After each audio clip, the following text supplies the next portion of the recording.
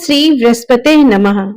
प्रिय श्रोताओं, आज गुरुवार यानी बृहस्पतिवार व्रत के दिन सुनिए बृहस्पति देवता की संपूर्ण व्रत कथा और आरती। भारतवर्ष में एक प्रतापी और दानी राजा राज्य करता था। वह नित्य गरीबों और ब्राह्मणों की सहायता किया करता था, किंतु यह बात उसकी रानी को अच्छी नहीं लगती थी। वह ना ही गरीबों को दान देती और ना ही भगवान का पूजन करती थी, और राजा को भी दान देने से मना किया करती थी। एक दिन राजा शिकार खेलने वन को गए हुए थे। तब रानी महल में अकेली थी। उसी समय बृहस्पति देव साधु वेश में राजा के महल में भिक्षा लेने के लिए गए और भिक्षा मांगी तो रानी ने भिक्षा देने से इनकार कर दिया और कहने लगी, हे साधु महाराज, मैं तो इस दान पुण्य से तंग आ गई हूँ। मेरा पति सारा धन लुटाने में लगे रहते हैं। मेरी इच्छा है कि हमारा सारा धन नष्ट हो जाए, फिर ना रहेगा बांस और ना बजेगी बांसुरी। साधु ने कहा, देवी, तुम तो बड़ी ही विचित्र हो। धन संतान तो सभी चाहते हैं, पुत्र और लक्ष्मी तो पापी के घर भी होनी चाहिए। यदि तुम्हारे पास अधिक धन है तो भूखों को भोजन दो, प्यासों के लिए प्याऊ बनवाओ, मुसाफिरों के लिए धर्मशालाएं खुलवाओ। जो निर्धन अपनी कुंवारी कन्याओं का विवाह नहीं कर सकते, उनका विवाह करा दो। ऐसा और कई काम है जिनके करने से तुम्हारा यश लोक और परलोक में फैलेगा। परंतु रानी पर उपदेश का कोई प्रभाव न पड़ा। वह बोली, महाराज, आप मुझे कुछ ना समझाइए। मैं ऐसा धन नहीं चाहती जो जगह जगह बांटती फिरूं। तब साधु ने उत्तर दिया कि अगर तुम्हारी ऐसी ही इच्छा है तो तथास्तु। तुम ऐसा करना कि बृहस्पतिवार को घर लीपकर पीली मिट्टी से अपना सिर धोकर स्नान करना, भट्टी चढ़ाकर कपड़े धोना। ऐसा करने से आपका सारा धन नष्ट हो जाएगा। इतना कहकर वह साधु महाराज वहां से आलोप हो गए और साधु के कहे अनुसार बातों को पूरा करते हुए रानी केवल 3 बृहस्पतिवार ही बीते थे कि उसकी समस्त धन संपत्ति नष्ट हो गई। अब भोजन के लिए राजा का परिवार तरसने लगा। तब एक दिन राजा रानी से बोला कि हे रानी, तुम यहीं रहो, मैं दूसरे देश को जाता हूँ, क्योंकि यहाँ पर तो सभी लोग मुझे जानते हैं, इसलिए मैं कोई छोटा कार्य नहीं कर सकता। ऐसा कहकर राजा परदेश चला गया। वहां वह जंगल से लकड़ी काट लाता और शहर में बेचता था। इस तरह वह अपना जीवन व्यतीत करने लगा। इधर राजा के परदेश जाते ही रानी और दासी दुखी रहने लगी। एक बार जब रानी और दासी को 7 दिन तक बिना भोजन के रहना पड़ा, तब रानी अपनी दासी से कहा, हे दासी, देख, पास के ही नगर में मेरी बहन रहती है। वह बड़ी धनवान है। तो उसके पास जा और कुछ लेकर आ ताकि थोड़ी बहुत गुजर बसर हो सके। दासी रानी के बहन के पास गई। उस दिन गुरुवार था और रानी की बहन उस समय बृहस्पतिवार व्रत की कथा सुन रही थी। दासी ने रानी की बहन को अपनी रानी का संदेश दिया, लेकिन रानी की बहन ने उस समय कोई उत्तर नहीं दिया। जब दासी को रानी की बहन से कोई उत्तर ना मिला, तब वह बहुत दुखी हुई और उसे क्रोध भी आया। फिर दासी ने वापस आकर रानी को सारी बात बता दी। यह सुनकर रानी ने अपने भाग्य को कोसा। उधर रानी की बहन ने सोचा कि मेरी बहन की दासी आई थी, परंतु मैं उससे नहीं बोली, इससे वह बहुत दुखी हुई होगी। फिर कथा सुनकर और पूजन समाप्त करके वह अपनी बहन के घर आई और कहने लगी, हे बहन, मैं बृहस्पतिवार का व्रत कर रही थी। तुम्हारी दासी मेरे घर आई थी, परंतु जब तक कथा होती है तब तक ना तो उठते हैं और ना ही बोलते हैं, इसलिए मैं नहीं बोली। कहो, दासी क्यों आई थी? रानी बोली, बहन, तुमसे क्या छुपाऊं, हमारे घर में खाने तक को अनाज नहीं था। ऐसा कहते कहते रानी की आंखें भर आई। उसने दासी समेत पिछले 7 दिनों से भूखे रहने की बात अपनी बहन को विस्तार पूर्वक सुना दी। रानी की बहन बोली, देखो बहन, भगवान बृहस्पति सबकी मनोकामनाओं को पूर्ण करते हैं। देखो, शायद तुम्हारे घर में अनाज रखा होगा। पहले तो रानी को विश्वास नहीं हुआ, पर बहन के आग्रह करने पर उसने अपनी दासी को अंदर भेजा तो उसे सचमुच अनाज से भरा एक घड़ा मिल गया। यह देखकर दासी को बड़ी हैरानी हुई। दासी रानी से कहने लगी, हे रानी, जब हमको भोजन नहीं मिलता तो हम व्रत ही तो करते हैं, इसलिए क्यों ना इनसे व्रत और कथा की विधि पूछ ली जाए, ताकि हम भी व्रत कर सके। तब रानी ने अपनी बहन से बृहस्पतिवार व्रत के बारे में पूछा। उसकी बहन ने बताया कि बृहस्पतिवार के व्रत में चने की दाल और मुनक्का से श्री विष्णु भगवान का केले की जड़ में पूजन करे तथा दीपक जलाए, व्रत कथा सुने और पीला भोजन ही करे। इससे बृहस्पति देव प्रसन्न होते हैं। और फिर व्रत तथा पूजन विधि बताकर रानी की बहन अपने घर को लौट गई। 7 दिन के बाद जब गुरुवार आया तब रानी और दासी ने व्रत रखा। गुड़साल में जाकर चना और गुड़ लेकर आई। फिर उससे केले की जड़ तथा विष्णु भगवान का पूजन किया। अब पीला भोजन कहाँ से आए, इस बात को लेकर दोनों बहुत दुखी थे, क्योंकि उन्होंने व्रत रखा था। इसीलिए बृहस्पति देव उनसे प्रसन्न थे। इसलिए वे एक साधारण व्यक्ति का रूप धारण करके 2 थालों में सुंदर पीला भोजन दासी को दे गए। भोजन पाकर दासी बहुत प्रसन्न हुई। फिर रानी के साथ मिलकर उन दोनों ने भोजन ग्रहण किया। इसके बाद वे सभी गुरुवार को व्रत और पूजन करने लगी। बृहस्पति भगवान की कृपा से उनके पास फिर से धन संपत्ति आ गई, परंतु रानी फिर से पहले की तरह आलस्य करने लगी। यह देखकर दासी बोली, देखो रानी, तुम पहले भी इसी प्रकार आलस करती थी। तुम्हें धन रखने में कष्ट होता था, इस कारण सभी धन नष्ट हो गया। और अब जब भगवान बृहस्पति की कृपा से धन मिला है तो फिर तुम्हें आलस्य हो रहा है। रानी को समझाते हुए दासी कहा कि देखो रानी, बड़ी मुसीबतों के बाद हमने यह धन पाया है, इसीलिए हमें दान पुण्य करना चाहिए, भूखे मनुष्यों को भोजन कराना चाहिए और धन को शुभ कार्यों में खर्च करना चाहिए, जिससे तुम्हारे कुल का यश बढ़ेगा, स्वर्ग की प्राप्ति होगी और पितर प्रसन्न होंगे। दासी की बात मानकर रानी अपना धन शुभ कार्यों में खर्च करने लगी, जिससे पूरे नगर में उनका यश फैलने लगा। उधर एक दिन राजा दुखी होकर जंगल में एक पेड़ के नीचे आसन जमा कर बैठ गया और वह अपनी दशा को याद करके व्याकुल होने लगा। बृहस्पतिवार का दिन था। एकाएक उसने देखा कि निर्जन वन में एक साधु महात्मा प्रकट हुए। वह साधु वेश में स्वयं बृहस्पति देवता ही थे। लकड़हारे के सामने आकर बोले कि हे लकड़हारे, इस सुनसान जंगल में तो इतना चिंता मगन क्यों बैठा है। लकड़हारे ने दोनों हाथ जोड़कर प्रणाम किया और उत्तर दिया कि महात्मा जी, आप तो सब कुछ जानते हैं, मैं और क्या कहूँ। ऐसा कहकर वह रोने लगा और साधु को अपनी आत्मकथा सुनाई। महात्मा जी ने कहा कि तुम्हारी पत्नी ने बृहस्पतिवार के दिन बृहस्पति भगवान का निरादर किया है, जिसके कारण रुष्ट होकर उन्होंने तुम्हारी यह दशा कर दी है। अब तुम चिंता को दूर करके मेरे कहने पर चलो तो तुम्हारे सब कष्ट दूर हो जाएंगे और भगवान पहले से भी अधिक संपत्ति देंगे। तुम बृहस्पतिवार के दिन कथा किया करो। 2 पैसे के चने मुनक्का लाकर उसका प्रसाद बनाओ और शुद्ध जल से लोटे में शक्कर मिलाकर अमृत तैयार करो। कथा के बाद अपने सारे परिजनों को और सुनने वाले प्रेमियों में अमृत व प्रसाद को बांटकर खुद भी ग्रहण करो। ऐसा करने से भगवान तुम्हारी सभी मनोकामनाएं पूर्ण करेंगे। साधु के ऐसे वचन सुनकर लकड़हारा बोला, हे प्रभु, मुझे लकड़ी बेचकर इतना पैसा नहीं मिलता जिससे भोजन के उपरांत कुछ बचा सकूं। मैंने रात्रि में अपनी स्त्री को व्याकुल देखा है। मेरे पास कुछ भी नहीं है जिससे मैं उसकी खबर मंगा सकूं।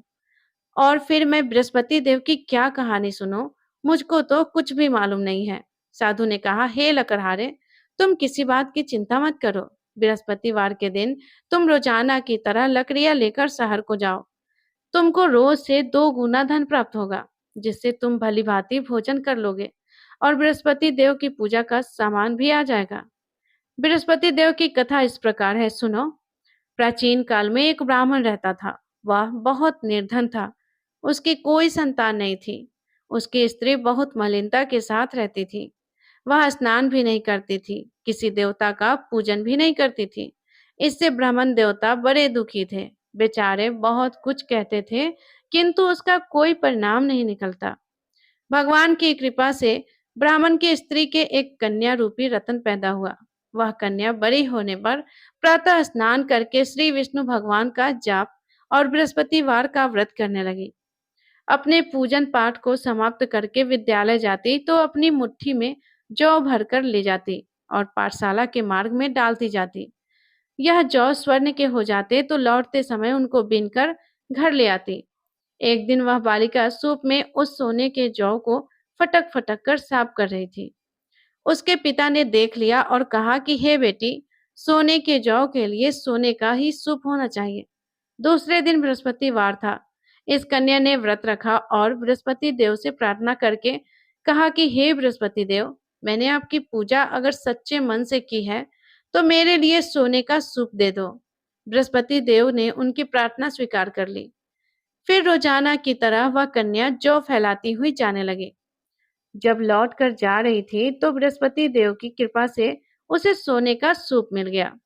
उसे वह घर ले आई और उसमें जौ साफ करने लगी, परंतु उसकी माँ का वही ढंग रहा। एक दिन की बात है, वह कन्या सोने के सूप में जौ साफ कर रही थी। उस समय उस शहर का राजपुत्र वहां से होकर निकला। इस कन्या के रूप और कार्य को देखकर मोहित हो गया और अपने घर आकर भोजन और जल त्याग कर उदास होकर लेट गया। राजा को इस बात का जब पता लगा तो अपने प्रधानमंत्री के साथ वे उसके पास गए और बोले, हे बेटा, तुम्हें किस बात का कष्ट है? किसी ने तुम्हारा अपमान किया है या फिर कोई और कारण है? सो हमें कहो, मैं वही कार्य करूंगा जिससे तुम्हें प्रसन्नता हो। अपने पिता की राजकुमार ने बातें सुनी तो वह बोला, पिताजी, मुझे आपकी कृपा से किसी भी बात का दुख नहीं है। किसी ने मेरा अपमान नहीं किया है, परंतु मैं तो उस लड़की से विवाह करना चाहता हूँ जो सोने के सूप में जौ साफ कर रही थी। यह सुनकर राजा आश्चर्य में पड़ गया और बोला, हे बेटा, इस तरह की कन्या का पता तो तुम ही लगाओ। मैं उसके साथ तुम्हारा विवाह अवश्य ही करवा दूंगा। फिर राजकुमार ने उस लड़की के घर का पता बतलाया। तब मंत्री उस लड़की के घर गए और ब्राह्मण देवता को सभी हाल बताया। ब्राह्मण देवता राजकुमार के साथ अपनी कन्या का विवाह करने के लिए तैयार हो गए तथा विधि विधान के अनुसार ब्राह्मण की कन्या का विवाह राजकुमार के साथ हो गया। कन्या के घर से जाते ही ब्राह्मण देवता के घर में पहले की तरह गरीबी का निवास हो गया। अब भोजन के लिए भी अन्न बड़ी मुश्किल से मिलता था। एक दिन दुखी होकर ब्राह्मण देवता अपनी पुत्री के पास गए। बेटी ने पिता की दुखी अवस्था को देखा और अपनी माँ का हाल पूछा। तब ब्राह्मण ने भी सभी हाल कह सुनाया। कन्या ने बहुत सारा धन देकर अपने पिता को विदा कर दिया। इस तरह ब्राह्मण का कुछ समय सुखपूर्वक व्यतीत हुआ। कुछ दिनों के बाद फिर वही हाल हो गया। ब्राह्मण फिर से अपनी कन्या के यहाँ गया और सारा हाल कहा तो लड़की बोली, हे पिताजी, आप माता जी को यहाँ ले आइए। मैं उन्हें विधि बता दूंगी जिससे उनकी गरीबी दूर हो जाएगी। वह ब्राह्मण देवता अपनी पत्नी के साथ लेकर पहुंचे तो वह कन्या अपनी माँ को समझाने लगी, हे माँ, तुम प्रातः काल प्रथम स्नान आदि करके विष्णु भगवान का पूजन करो तो सब दरिद्रता दूर हो जाएगी। परंतु उसकी माँ ने एक भी बात नहीं मानी और प्रातः काल उठकर अपनी पुत्री और उसके बच्चों की जूठन को खा लिया। इससे उसकी पुत्री को भी बहुत गुस्सा आया। उसने एक रात को एक कोठरी से सारा सामान निकाल दिया और अपनी माँ को उसमें बंद कर दिया। प्रातः उसमें से निकाला तो स्नान आदि करा करके पूजा पाठ करवाया। ऐसा करने पर उसकी माँ की बुद्धि ठीक हो गई। इसके बाद वह भी नियम से पूजा पाठ करती और प्रत्येक बृहस्पतिवार को व्रत रखने लगी। इस व्रत के प्रभाव से उसकी माता और पिता बहुत ही धनवान और पुत्रवान हो गए और बृहस्पति देवता के प्रभाव से इस लोक के सुख को भोग कर अंत में स्वर्ग को प्राप्त हुए। इस तरह कहानी कहकर वह साधु देवता वही जंगल में अंतर्ध्यान हो गए। धीरे धीरे समय व्यतीत होने पर फिर वही बृहस्पतिवार का दिन आया। लकड़हारा जंगल से लकड़ी काटकर किसी शहर में बेचने गया। उसे उस दिन और दिन से अधिक पैसा मिला। राजा ने चना गुड़ आदि लाकर गुरुवार का व्रत किया। उस दिन से उसके सभी क्लेश दूर हो गए। परंतु जब दोबारा गुरुवार का दिन आया तो बृहस्पतिवार का व्रत करना भूल गया। इस कारण बृहस्पति भगवान निराश हो गए। उस दिन जब नगर के राजा ने विशाल यज्ञ का आयोजन किया तब यह घोषणा भी करा दी कि कोई भी मनुष्य अपने घर में भोजन ना बनाए और ना आग जलाए। समस्त जनता मेरे यहाँ भोजन करने के लिए आए। इस आज्ञा को जो न मानेगा उसे फांसी की सजा दी जाएगी। इस तरह की घोषणा संपूर्ण नगर में करवा दी गई। राजा की आज्ञा के अनुसार शहर के सभी लोग भोजन करने गए, लेकिन लकड़हारा कुछ देर से पहुंचा। इसीलिए राजा उसको साथ अपने घर लेकर गए और ले जाकर भोजन करा रहे थे। तभी रानी की दृष्टि उस खूंटी पर पड़ी जिस पर उसका हार लटका हुआ था। वह वहां पर दिखाई नहीं दिया। रानी ने निश्चय किया कि मेरा हार इस मनुष्य ने ही चुरा लिया है। उसी समय सिपाहियों को बुलाकर उसको कारागार में डलवा दिया। जब लकड़हारा कारागार में पड़ गया और बहुत दुखी होकर विचार करने लगा कि ना जाने कौन से पूर्व जन्म के कर्म से मुझे यह दुख प्राप्त हुआ है, और उसी साधु को याद करने लगा जो जंगल में मिला था। उसी समय तत्काल बृहस्पति देव साधु के रूप में प्रकट हुए और उसकी दशा को देखकर कहने लगे, अरे मूर्ख, तूने बृहस्पति देव की कथा नहीं करी, इस कारण तुझे दुख प्राप्त हुआ है। अब चिंता मत करो, बृहस्पतिवार के दिन कारागार के दरवाजे पर 4 पैसे पड़े मिलेंगे। उनसे तू बृहस्पति देव की पूजा करना, तेरे सभी कष्ट दूर हो जाएंगे। बृहस्पतिवार के दिन उसे 4 पैसे मिले। लकड़हारे ने हाथ कथा कही। उसी रात्रि को बृहस्पति देव ने उस नगर के राजा को स्वप्न में कहा, राजा, तुमने जिस आदमी को कारागार में बंद किया है वह निर्दोष है, वह राजा है, उसे छोड़ देना। रानी का हाल उसी खूंटी पर लटका है। अगर तू ऐसा नहीं करेगा तो मैं तेरे राज्य को नष्ट कर दूंगा। इस तरह रात्रि के स्वप्न को देखकर राजा प्रातःकाल उठा और खूंटी पर हार देखकर लकड़हारे को बुलाकर क्षमा मांगी और लकड़हारे को योग्य सुंदर वस्त्र आभूषण देकर विदा कर दिया। बृहस्पति देव की आज्ञा के अनुसार लकड़हारा अपने नगर को चल दिया। राजा जब अपने नगर के निकट पहुंचा तब उसे बड़ा आश्चर्य हुआ। नगर में पहले से अधिक बाग, तालाब, कुएं तथा बहुत से धर्मशाला, मंदिर आदि बन गए हैं। राजा ने यह देखकर पूछा कि यह किसका बाग है और धर्मशाला किसका है। तब नगर के सब लोग कहने लगे, यह तो सब रानी और बांदी के हैं। तब राजा को बड़ा आश्चर्य हुआ और गुस्सा भी आया। उधर जब रानी ने यह खबर सुनी कि राजा आ रहे हैं, तब उन्होंने दासी से कहा, हे दासी, देख राजा हमको कितनी बुरी हालत में छोड़ के गए थे। हमारी ऐसी हालत देखकर वह लौट न जाए, इसीलिए तू दरवाजे पर खड़ी हो जाओ। आज्ञा के अनुसार दासी दरवाजे पर खड़ी हो गई। राजा आए तो उन्हें अपने साथ लिवा लाई। तब राजा ने क्रोध करके अपनी रानी से पूछा कि यह धन तुम्हें कैसे प्राप्त हुआ है। तब उन्होंने कहा कि हमें यह सब धन बृहस्पति देव के इस व्रत के प्रभाव से प्राप्त हुआ है। अब तो राजा ने निश्चय किया कि 7 रोज बाद तो सभी बृहस्पति देव भगवान का पूजन करते हैं, परंतु मैं प्रतिदिन दिन में 3 बार कहानी और रोज व्रत किया करूंगा।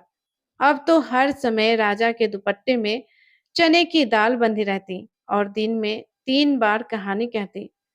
एक दिन राजा ने विचार किया कि चलो अपनी बहन के यहाँ हो आवे। इस तरह निश्चय करके राजा घोड़ी पर सवार होकर अपनी बहन के यहाँ को चलने लगा। मार्ग में उसने देखा कि कुछ आदमी एक मुर्दे को लिए जा रहे हैं। उन्होंने रोक कर राजा उन्हें रोककर राजा कहने लगे कि अरे भाइयों, मेरे बृहस्पति देव की कथा तो सुन लो। वे बोले कि लो, हमारा तो आदमी मर गया है और इसको इसको भी कथा की पड़ी है। परंतु कुछ आदमी बोले कि अच्छा कहो, तुम्हारी कथा भी सुनेंगे। राजा ने दाल निकाली और जब कथा आधी हुई थी कि मुर्दा हिलने लगा, और जब कथा समाप्त हो गई तब राम राम करके मनुष्य उठ खड़ा हुआ। आगे मार्ग में उसे किसान खेत में हल चलाता हुआ मिला। तब राजा ने उसे देखकर बोला कि अरे भैया, तुम मेरी बृहस्पतिवार की कथा तो सुन लो। किसान बोला कि जब तक मैं तेरी कथा सुनूंगा तब तक हार 4 हरैया जोत लूंगा। जा अपनी कथा किसी और को सुनाना। इस तरह राजा आगे चलने लगा। राजा के हटते ही किसान के बैल पछाड़ खाकर गिर गए और किसान के पेट में बड़ी जोर का दर्द होने लगा। उसी समय उसकी माँ रोटी लेकर आई। उसने जब यह देखा तो अपने पुत्र से सब हाल पूछा और बेटे ने सभी हाल कह दिया। तब वह बुढ़िया दौड़ी दौड़ी उस घुड़सवार के पास गई और उससे बोली कि मैं तेरी कथा सुनूंगी, तू अपनी कथा मेरे खेत पर चलकर ही कहना। राजा ने बुढ़िया से खेत पर जाकर कथा कही, जिसके सुनते ही वह बैल उठकर खड़े हो गए थे तथा किसान के पेट का दर्द भी बंद हो गया। फिर राजा अपनी बहन के घर पहुंचा। बहन ने भाई की खूब मेहमानी की। दूसरे दिन प्रातःकाल राजा जगा तो देखने लगा कि सब लोग भोजन कर रहे हैं। राजा ने अपनी बहन से कहा कि बहन, ऐसा कोई मनुष्य है यहाँ जिसने भोजन ना किया हो मेरे बृहस्पति देव की कथा सुनने के लिए। बहन बोली कि हे भैया, यह देश ऐसा ही है। पहले यहाँ लोग भोजन करते हैं और बाद में अन्य कोई काम करते हैं। अगर कोई पड़ोस में हो तो देख आओ। ऐसा कहकर वह देखने चली गई, परंतु उससे कोई भी ऐसा व्यक्ति नहीं मिला जिसने भोजन ना किया हो। अंत में वह एक कुम्हार के घर गई जिसका लड़का बीमार था। उसे मालूम हुआ कि उसके यहाँ 3 रोज से किसी ने भी भोजन नहीं किया है। रानी ने अपने भाई की कथा सुनने के लिए कुम्हार से कहा तो वह तुरंत तैयार हो गया। राजा ने जाकर बृहस्पतिवार की कथा कही, जिसको सुनकर उसका लड़का ठीक हो गया। अब तो राजा की प्रशंसा होने लगी। एक दिन राजा ने अपनी बहन से कहा कि हे बहन, अब हम अपने घर को जाएंगे, तुम भी तैयार हो जाओ। राजा की बहन ने अपनी सास से कहा, तब सास ने कहा कि हाँ, चली जा, लेकिन अपने लड़कों को मत ले जाना, क्योंकि तेरा भाई की कोई संतान नहीं है। बहन ने अपने भाई से कहा कि भैया, मैं तो चलूंगी, लेकिन कोई बालक नहीं चलेगा। तब राजा बोला कि जब कोई बालक ही नहीं चलेगा तब तुम भी क्या करोगी। फिर बड़े दुखी मन से राजा अपने नगर को लौट आया। राजा ने अपनी रानी से घर आकर कहा कि हम निर्वंशी हैं, हमारा मुंह देखने का धर्म नहीं है और कुछ भोजन आदि नहीं किया। तब रानी बोली कि हे प्रभु, बृहस्पति देव ने हमें सब कुछ दिया है, वह हमें संतान भी अवश्य देंगे। उसी रात को बृहस्पति देव ने राजा से स्वप्न में कहा, हे राजा, उठो, सभी सोच त्याग दो, तेरी रानी गर्भ से है। राजा को यह बात सुनकर बड़ी खुशी हुई। फिर 9वें महीने में रानी के गर्भ से एक सुंदर पुत्र पैदा हुआ। तब राजा बोला कि हे रानी, स्त्री बिना भोजन के रह सकती है, पर बिना कहे नहीं रह सकती। जब मेरी बहन आएगी तब तुम उससे कुछ मत कहना। रानी ने सुनकर हाँ कर दिया। उधर जब राजा की बहन ने यह शुभ समाचार सुना तो वह बड़ी खुश हुई और बधाई लेकर अपने भाई के यहाँ आई। तभी रानी ने कहा कि घोड़ा चढ़कर तो नहीं आई है, गधा चढ़कर आई है। राजा की बहन बोली, भाभी, मैं इस प्रकार ना कहती तो तुम्हें संतान कैसे मिलता। बृहस्पति देव ऐसे ही है, जैसे कि जिनके मन में कामनाएं हैं सभी को पूर्ण करते हैं। जो श्रद्धा भावना पूर्वक बृहस्पतिवार का व्रत करता है, एवं कथा पढ़ता है अथवा सुनाता है, दूसरों को सुनाता भी है, बृहस्पति देव उनकी सभी मनोकामनाएं को पूर्ण करते हैं। बृहस्पति देव उनकी सदैव रक्षा करते हैं। जो संसार में सद्भावना और सच्चे हृदय से बृहस्पति देव का पूजन करते हैं, उनकी सभी मनोकामनाएं उसी प्रकार पूर्ण होती हैं जैसे राजा और रानी ने बृहस्पति देव की कथा का गुणगान किया। उनकी सभी इच्छाएं बृहस्पति देव ने पूर्ण की। मनुष्य को हृदय से उनका मनन करते हुए जयकार करना चाहिए। सभी प्रेम से बोलिए, बृहस्पति देव महाराज की जय, श्री विष्णु भगवान की जय। प्रिय श्रोताओं, आइए सुनते हैं बृहस्पति देवता की आरती। ओम जय बृहस्पति देवा, स्वामी जय बृहस्पति देवा। छिन छिन भोग लगाओ, छिन छिन भोग लगाओ, कदली फल मेवा। ओम जय बृहस्पति देवा, तुम पूर्ण परमात्मा, तुम अंतर्यामी, स्वामी तुम अंतर्यामी। जगत पिता जगदेश्वर, जगत पिता जगदेश्वर, तुम सबके स्वामी। ओम जय बृहस्पति देवा, चरणामृत निज निर्मल, सब पातक के हरता, स्वामी सब पातक के हरता। सकल मनोरथ दायक, सकल मनोरथ दायक, कृपा करो भरता। ओम जय बृहस्पति देवा, तन मन धन अर्पण कर, जो जन शरण परे, स्वामी जो जन शरण परे। प्रभु प्रकट तब हो कर, प्रभु प्रकट तब हो कर, आकर द्वार खरे। ओम जय बृहस्पति देवा, दीन दयाल दयानिधि, भक्तन हितकारी, स्वामी भक्तन हितकारी। पाप दोष सब हरता, पाप दोष सब हरता, भव बंधन हारी।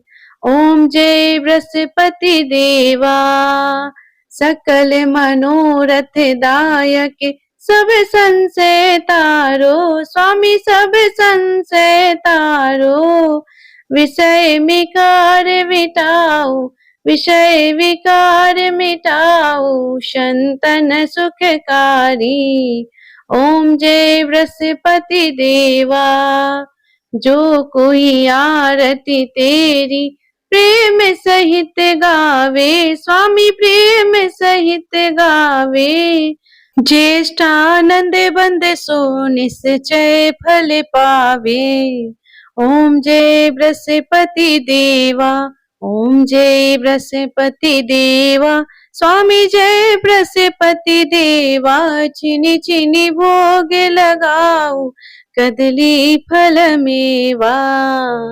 ओम जय बृहस्पति देवा।